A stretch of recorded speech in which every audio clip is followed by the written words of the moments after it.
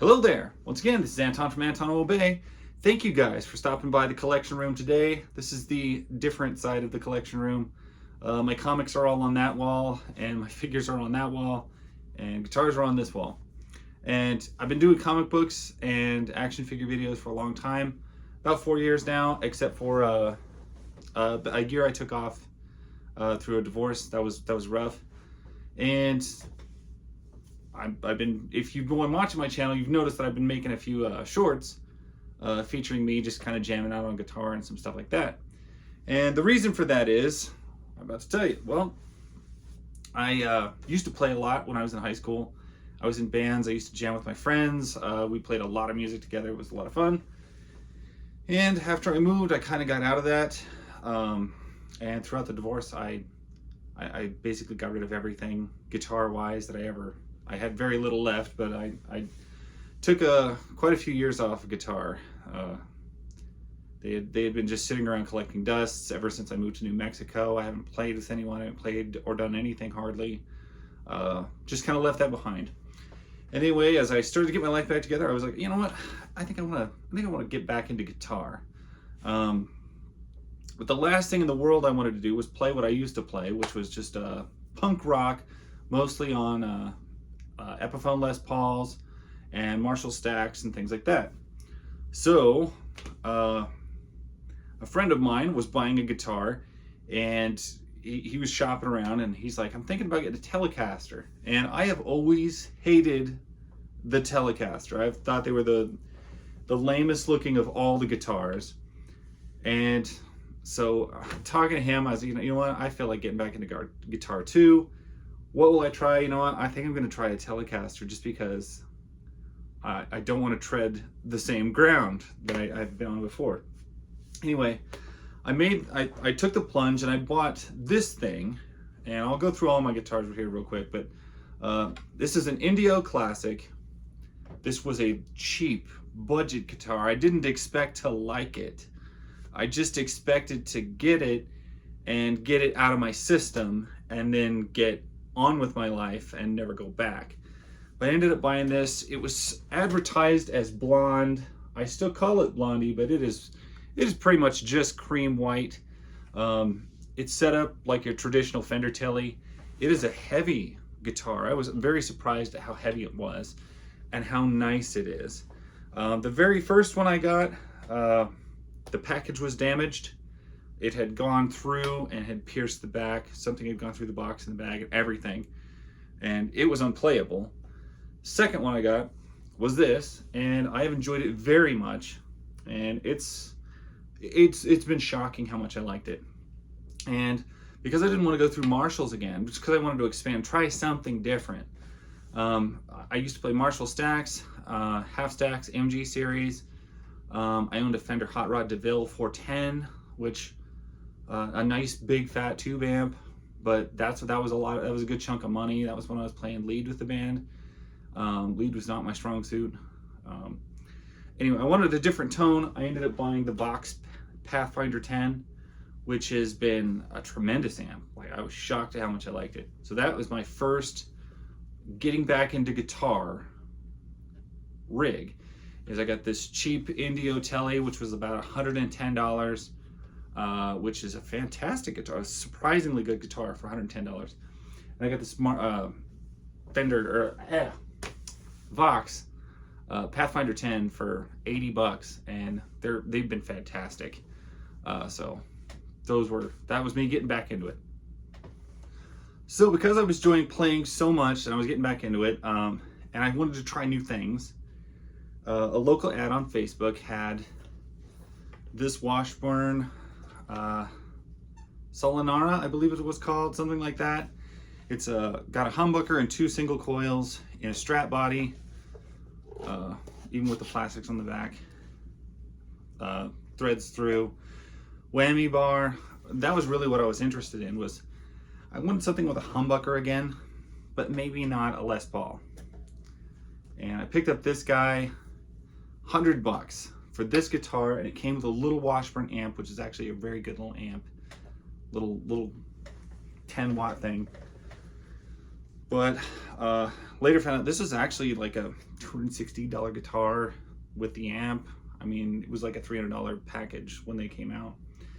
And I have been amazed. This thing is actually very, very pretty for what it is. I mean, I would call it, it plays nicer than most things I played. And I'm not real familiar with Stratocasters or Strat styles. And I've never played a Washburn, but this thing I have absolutely fallen in love with. And it is one heck of a guitar. And I'm very thankful to the guy who sold it to me for $100. He didn't like it. He didn't like the way it sounded. I like it. I like the amp. It was a fantastic deal for $100. So that was the second guitar I got. So another thing I picked up on local Facebook was this Epiphone. Oh, what do they call this? PR150. It's a Pro 150 basically. I used to play a Gibson J45. And that was the most beautiful thing I ever had. And I ended up, I sold that to pay for the moving van to move down here to New Mexico. And so to get a guitar that looks just like it, cheaper, I paid $60 for this on Facebook, and it is a fantastic guitar for that price. If you ever see one of these, local, whatever, it's totally worth 50, 60 bucks. Probably, I'd have given 100 for it and I'd still be happy. It's a great guitar. So along the way, something else I picked up was this Dean, oh, I can't remember the model. EAB, something like that.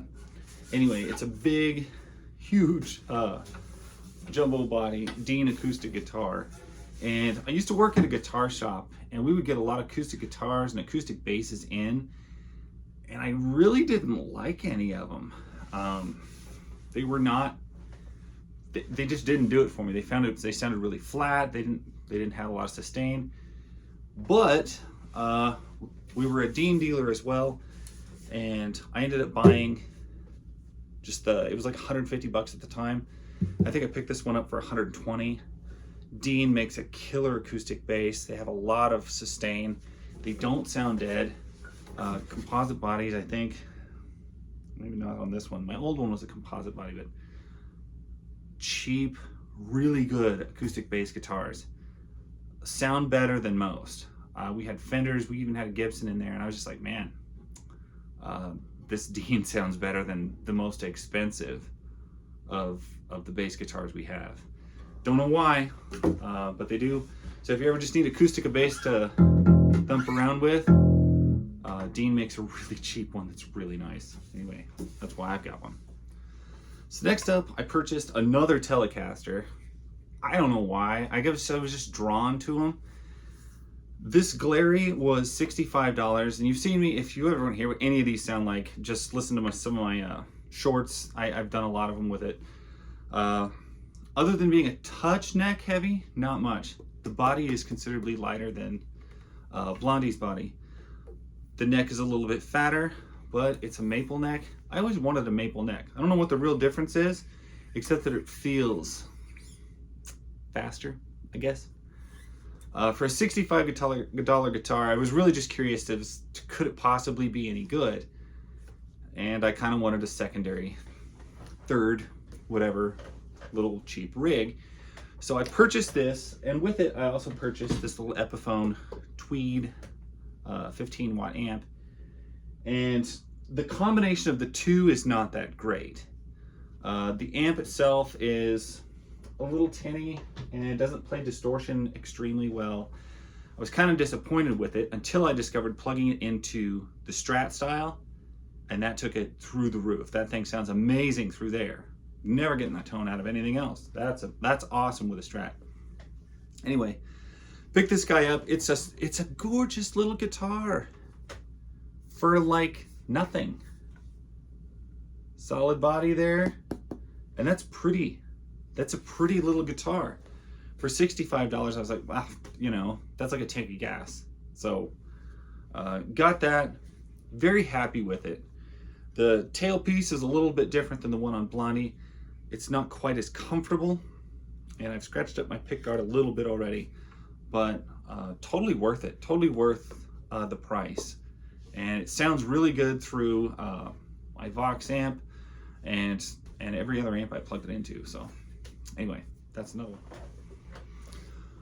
So another instrument I learned how to play during my kind of music revival is I started playing ukulele.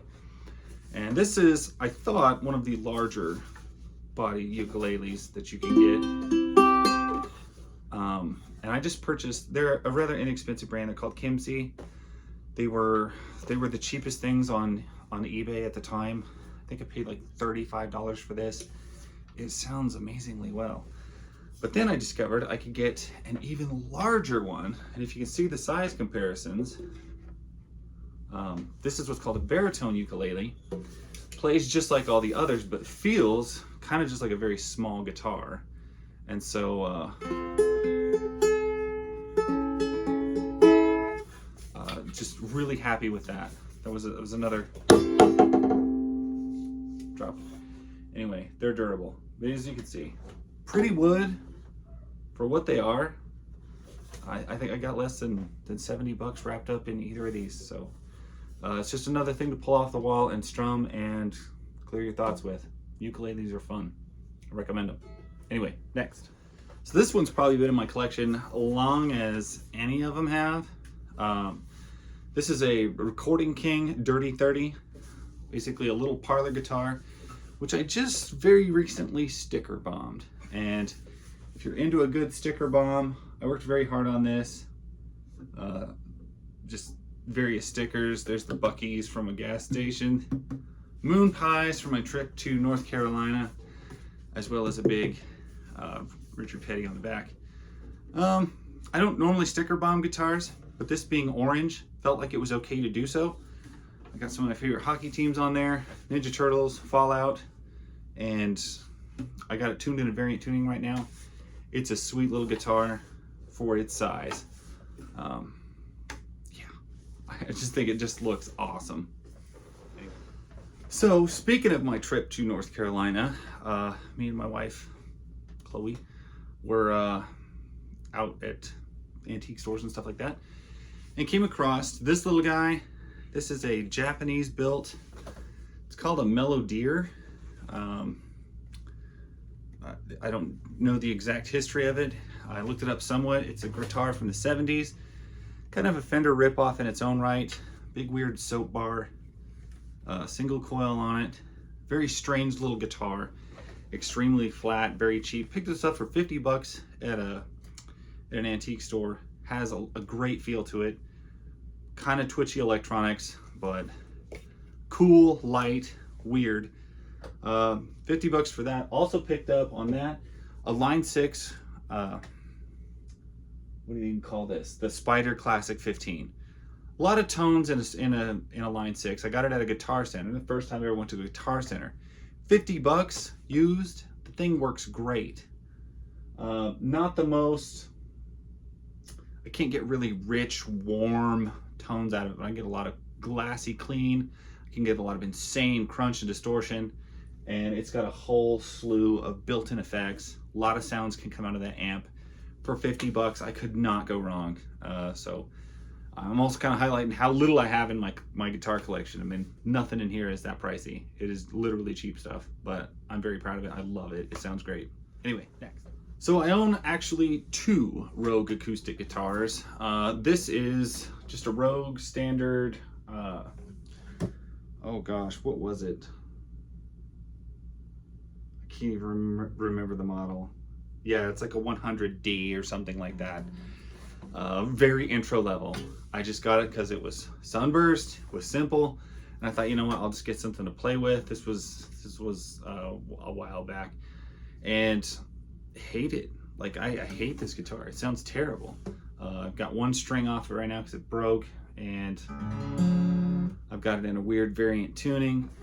The tone just has never been that great. It always sounds twangy. I haven't ever really been satisfied with it. However, I do have a blonde Elite Rogue with full neck bindings, headstock bindings, and that sounds amazing, but I can't show it to you because I leave it at church where I play guitar. So I don't have that one here. Anyway, but I got it. So on to the next one. And so I started out the video saying I didn't want anything that was an Epiphone or a Les Paul. I didn't want that kind of tone, and yet Facebook killed me. Saw this, wasn't really sure what it was. This is a bolt-on neck.